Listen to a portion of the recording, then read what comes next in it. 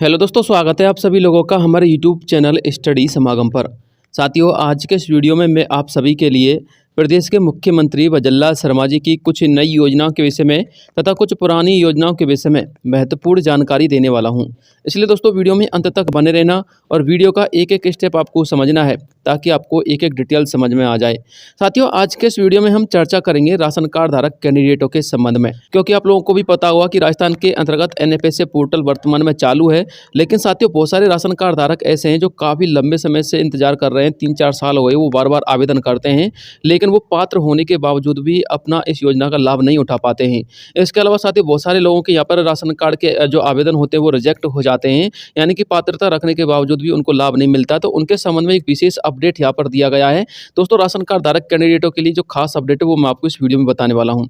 इसके अलावा यदि आप एक पालनहार योजना के लाभार्थी तो आप लोग अब निश्चिंत रहिएगा, क्योंकि आप लोग का जो सवाल है ना, पैसा नाम लेने का, जो 6 महीने से आपका पेमेंट बकाया चल रहा है, उसको लेकर के साथियों मंत्री जी ने एक बड़ा बयान दिया है, उसके विषय में भी चर्चा करेंगे। और यदि आप एक पेंशन धारक कैंडिडेट है तो आपको बताना चाहूंगा कि 1 अप्रैल को एक समीक्षा बैठक हुई थी, जिसमें एक बड़ी खबर निकलकर सामने आ रही है पेंशनधारियों के लिए, जिसमें पेंशन अभिवृद्धि और बकाया पेंशन को लेकर एक बड़ा अपडेट है। और जो सीएम किसान सम्मान निधि योजना के लाभार्थी हैं जो अपनी चौथी किस्त का इंतजार कर रहे हैं, तो साथियों आपको बताना चाहूंगा कि आपकी जो चौथी किस्त है वो किस दिन मिलेगी और किन किन किसान भाइयों को मिलेगी, उनकी लिस्ट जारी हो चुकी है। और फार्मर आईडी को लेकर के जो आपके तमाम सवाल थे कि सर बनवाए या नहीं बनवाएं, हमारे यहाँ तो कैंप ही नहीं लग रहा, तो उसको लेकर भी एक विशेष अपडेट है। तो चलिए दोस्तों, वीडियो को शुरू करते हैं और एक एक स्टेप को अच्छी प्रकार से समझ लेते हैं। साथियों, सबसे पहले हम चर्चा करते हैं राजस्थान के अंतर्गत राशन कार्ड धारक सभी कैंडिडेटों के लिए, या फिर ऐसे कैंडिडेट जो NFSA के अंतर्गत आवेदन करना चाहते हैं उनके लिए। देखिए साथियों, एक तो आपको ये पता ही होगा कि राजस्थान के अंतर्गत जो NFSA की ऑफिशियल पोर्टल की अंतिम जो तिथि थी वो साथियों 31 मार्च रखी गई थी।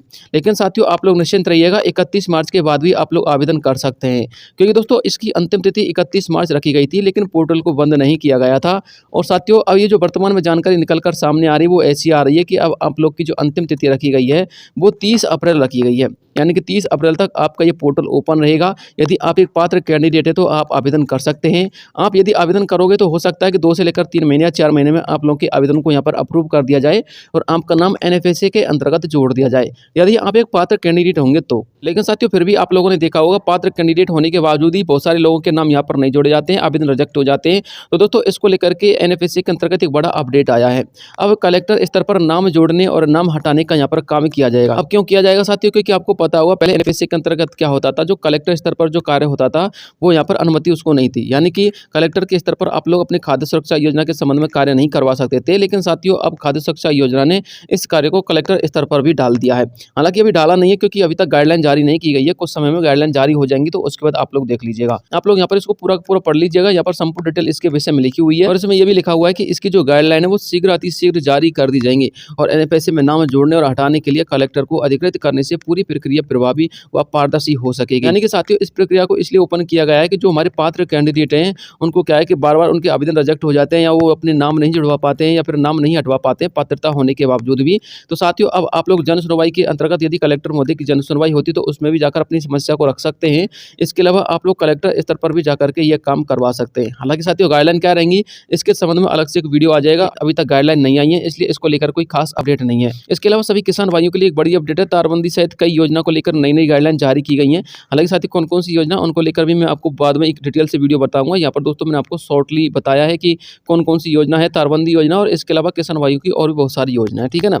इसके अलावा साथियों आपको एक और अपडेट बता देता हूँ। देखिए यदि आप एक राशन कार्ड धारक हैं या फिर आप लोग नया राशन कार्ड बनवाना चाहते हैं तो आप लोग अपने राशन कार्ड को डिजिटल राशन कार्ड में बनवाने के लिए या फिर अपना राशन कार्ड में नाम जुड़वाने के लिए जो कैंडिडेट आपके घर पर आते हैं, जो आपसे पैसा मांगते हैं या फिर आपसे जो ठगी करते हैं, आप लोग उनसे बच के रहिएगा, क्योंकि यहाँ पर साफ साफ लिखा हुआ है, देखिएगा बिना अनुमति के कैंप लगाए जा रहे थे, डिजिटल राशन कार्ड बनाने के नाम पर वसूली की जा रही थी। 2 लोगों को पकड़ लिया है, केस उनका दर्ज कर दिया है। यानी कि आपको पैसा नहीं देना, किसी को फ्रॉड के अंतर्गत नहीं आना है, क्योंकि आपको पता है NFSA का जो है पोर्टल चालू है तो बहुत सारे लोग फ्रॉड करने पर लगे हुए हैं, ठीक है ना। आप लोग डायरेक्ट ई-मित्र के माध्यम से ये काम कर सकते हैं और कलेक्टर के स्तर पर अभी तक गाइडलाइन नहीं आई है तो उसके स्तर पर भी आप लोग काम कर सकते हैं। अब बात करते हैं साथियों राजस्थान के पालनहार योजना के लाभार्थियों के लिए क्या बड़ा अपडेट आया है। तो साथियों राजस्थान के जो पालनहार योजना के लाभार्थी जो पिछले 6 महीने से अपनी बकाया पेमेंट का इंतजार कर रहे थे, अब उनके पेमेंट का यहाँ पर वितरण होने का समय आ चुका है, क्योंकि साथियों आपका ये जो मुद्दा है ना, वो विधानसभा में उठाया जा चुका है। जी हाँ साथियों, मैं आपको बिल्कुल सही जानकारी दे रहा हूँ। आप लोग यहाँ पर देख सकते हैं, मैं आपको एक आर्टिकल के माध्यम से दिखा देता हूँ। एक अमर उजाला का एक आर्टिकल है दोस्तों, उसमें बताया गया है कि पालनहार योजना में लगभग 40 करोड़ का भुगतान अटका हुआ है। एमएलए मनीष यादव के सवाल पर विधानसभा में सरकार ने ये जवाब दिया था। अब साथियों सरकार ने क्या जवाब दिया था वो आप लोग यहाँ पर पढ़िएगा। इसमें साफ-साफ लिखा हुआ है कि अनाथ बच्चों के लिए चलाई जाने वाली पालनहार योजना में बीते 6 महीने से कुल 40 करोड़ रुपए से अधिक का भुगतान लंबित पड़ा हुआ है। विधानसभा में विधायक मनीष यादव के सवाल पर सरकार ने उनके लिए ये जवाब दिया है। इसके अलावा आप लोग और भी पढ़ सकते हैं, यहाँ पर और भी लिखा हुआ है, राजस्थान में पालनहार योजना के लाभार्थी लगभग 2.5 लाख बच्चों को 40 करोड़ रुपए से अधिक का भुगतान जो है सरकार करने में लगी हुई थी, लेकिन वो सारे के सारे भुगतान अटके हुए हैं। विधानसभा में शुक्रवार को विधायक मनीष यादव के तारांकित सवाल के जवाब में सामाजिक न्याय एवं अधिकारिता विभाग की ओर से जवाब दिया गया था कि वो अपना काम कर रही है, यानी कि विभाग अपना काम कर रही है। लेकिन होता क्या है कि जो पालनहार योजना के लाभार्थी जिनके आवेदन में कुछ ना कुछ प्रॉब्लम हो जाती है, फिर जो सत्यापन वगैरह नहीं करवाते हैं, तो उनका जो पेमेंट होता है वो बीच में अटक जाता है। तो उन्होंने यही कहा है कि 40 करोड़ का जो भुगतान है वो लंबित पड़ा हुआ है, कुछ का तो बीच में अटक रहा है और कुछ का अभी तक डिले हो रहा है, ठीक है ना। इसके अलावा उन्होंने बताया कि इस योजना में कुल 6,15,000 से ज़्यादा बच्चे लाभान्वित हो रहे हैं, लेकिन जुलाई से लेकर दिसंबर तक इनमें से लाखों बच्चों का भुगतान अभी तक नहीं किया जा सका है, यानी कि जुलाई से लेकर अब तक का पेमेंट अटका हुआ है। तो बहुत सारे लोग ये कह रहे थे कि सर पेमेंट आएगा या नहीं आएगा। देखिए साथियों, पालनहार योजना का पेमेंट जरूर आएगा और सरकार का जो है आप लोगों का ये जो पेमेंट है सरकार के संज्ञान में है, आप लोग निश्चिंत रहिएगा। हालांकि ऐसी उम्मीद लगाई जा रही है कि जो पेमेंट वो आपके अप्रैल के अंतिम सप्ताह में या फिर जो आपका मई का पहला सप्ताह आएगा उस समय जारी किया जा सकता है, क्योंकि जो बजट सत्र है वो अप्रैल के अंतर्गत धरातलीय स्तर पर लागू होता है, ठीक है ना। इसके अलावा कौन कौन से बच्चे हैं, कितने बच्चे हैं, यहाँ पर उनका ये डिटेल दे रखा है कि कितने बच्चों का यहाँ पर पालनहार योजना का पैसा अटका हुआ है। इसके अलावा इस योजना के तहत मिलने वाली राशि क्या होती है वो भी आप लोग देख लीजिएगा। 500 रुपये भी मिलती है, 1000 रुपये भी मिलती है और 2000 रुपये भी मिलती है, और कुछ बच्चों के लिए तो 2500 रुपये भी मिलती है, ठीक है। तो ये बड़ी अपडेट निकल कर सामने आ रही थी पालनहार योजना के लाभार्थियों के लिए। आप लोग बार बार सवाल पूछ रहे थे ना, तो ये आपके सवाल का जवाब है। इसके अलावा फिर भी आपका कोई सवाल आता है तो कमेंट बॉक्स में कमेंट कर सकते हैं, ठीक है। बात करते हैं साथियों सामाजिक सुरक्षा पेंशन योजना के, जिसमें वृद्धजन सम्मान पेंशन, विकलांग और विधवा वाले कैंडिडेट आते हैं। तो दोस्तों आप लोग के लिए एक बड़ी अपडेट है सामाजिक सुरक्षा पेंशन अभिवृद्धि को लेकर, और साथ में आप लोग की जो बकाया पेंशन चल रही है ना उसको लेकर। जी हाँ साथियों, जयपुर से एक खास रिपोर्ट है, इसको देखिएगा। राजस्थान में पेंशनधारी आज भी अपनी पेंशन समय पर न मिलने से आर्थिक तंगी से जूझ रहे हैं। हालांकि राजस्थान में पेंशनधारियों के लिए पेंशन अभिवृद्धि करके एक खास तोहफा भी भेंट किया गया है, लेकिन ये तोहफा अधिकांश पेंशनर्स के लिए परेशानियों का सबब बन चुका है। जानकारी के लिए आपको बता दें, जनवरी 2024 से अधिकांश पेंशनधारियों की पेंशन फिर से बकाया चल रही है। पेंशनधारी को अपनी पेंशन प्राप्त करने का फिर से इंतजार करना पड़ रहा है। हालांकि विभाग ने मार्च के अंतिम सप्ताह से पेंशन वितरण करना शुरू कर दिया है, पर उम्मीद लगाई जा रही है कि अप्रैल के अंतिम सप्ताह तक जो बकाया सभी पेंशनधारी हैं उन सभी की पेंशन उनके खाते में ट्रांसफर कर दी जाएगी। वहीं दूसरी तरफ सामाजिक सुरक्षा पेंशनधारी के लिए राज्य सरकार ने बजट सत्र 2025 में 5% पेंशन में अभिवृद्धि करने की घोषणा की है, जिसके माध्यम से सभी पेंशनधारियों की पेंशन में लगभग 100 रुपये की अभिवृद्धि की जाएगी, जो कि अप्रैल के माह से लागू की जाएगी। ये साथियों मैं आपको अपडेट ऐसे नहीं दे रहा हूँ, क्योंकि आपको पता होना चाहिए विभागीय आंकड़ों के अनुसार प्रदेश के मुख्यमंत्री वजल्लाल शर्मा जी ने 1 अप्रैल 2025 को अधिकारियों की समीक्षा बैठक की थी, जिसके अंतर्गत फरवरी बजट 2025 को धरातल स्तर पर लागू करने की प्रक्रिया सुनिश्चित की गई है। यानी कि साथियों इसमें जो विभिन्न प्रकार की योजनाएं जिनके अंतर्गत बजट का पैसा जाना है, उन सभी योजनाओं में बजट का पैसा किस प्रकार से धरातलीय स्तर पर लागू होगा, क्या नियम और क्या प्रक्रिया रखी जाएगी, उसके विषय में यहाँ पर डिस्कशन किया गया था। जानकारी के लिए आपको बता दें, सामाजिक सुरक्षा पेंशनधारियों की पेंशन अभिवृद्धि अप्रैल माह की पेंशन वितरण के साथ कर दी जाएगी। इसमें अधिकांश पेंशनधारियों के लिए उनकी पेंशन में कम से कम 100 रुपये की अभिवृद्धि हो सकती है। हालांकि बकाया 10% की पेंशन अभिवृद्धि शीतकालीन बजट सत्र सितंबर अक्टूबर में करने की यहाँ पर संभावना व्यक्त की गई है, क्योंकि आपकी 1 साल के अंतर्गत जो है 15% की वृद्धि होनी चाहिए नियम के अनुसार। तो 5% की तो हो चुकी है, अभी 10% की वृद्धि होगी, लेकिन वो सितंबर अक्टूबर के आसपास हो सकती है, ठीक है ना। यहाँ पर आप लोग देख सकते हैं, यहाँ पर साफ साफ लिखा हुआ है कि पेंशन को बढ़ा करके अब 1250 रुपये प्रतिमाह किया गया है। ये प्रदेश के मुख्यमंत्री वजल्लाल शर्मा जी ने ऑफिशियली अपडेट दिया है। इसके अलावा साथियों अब बात करते हैं पीएम किसान सम्मान निधि योजना और राजस्थान के अंतर्गत संचालित मुख्यमंत्री यानी कि सीएम किसान सम्मान निधि योजना के बारे में। देखिए साथियों, सीएम किसान सम्मान निधि योजना को लेकर एक बड़ा अपडेट आ रहा है। अपडेट क्या है वो आप लोग यहाँ पर देख लीजिएगा। यहाँ पर लिखा हुआ है, राजस्थान के नए वित्तीय बजट में फिर एक बार प्रदेश के मुख्यमंत्री वजल्लाल शर्मा ने राजस्थान के किसानों को एक बड़ी सौगात भेंट की है। जानकारी के लिए बता दें, वित्तीय बजट 2025 में राजस्थान के किसानों को मुख्यमंत्री किसान सम्मान निधि योजना की राशि 8000 से बढ़ाकर 9000 रुपये करने की घोषणा की गई थी, जिसके अनुसार राजस्थान के सीमांत खेतिहर किसानों को साल के अंतर्गत 3 किस्तों में 1-1 हज़ार रुपये के अतिरिक्त रूप से ट्रांसफर किए जाएंगे।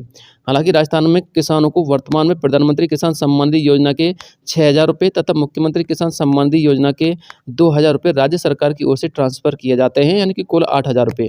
राजस्थान में मुख्यमंत्री किसान सम्मान निधि योजना की अब तक 3 किस्तें वितरित की जा चुकी हैं तथा चौथी किस्त अप्रैल में ट्रांसफर करने की संभावना व्यक्त की गई है। हालांकि राजस्थान सरकार चौथी किस्त का वितरण बजट सत्र 2025 को लागू करने के बाद करेगी।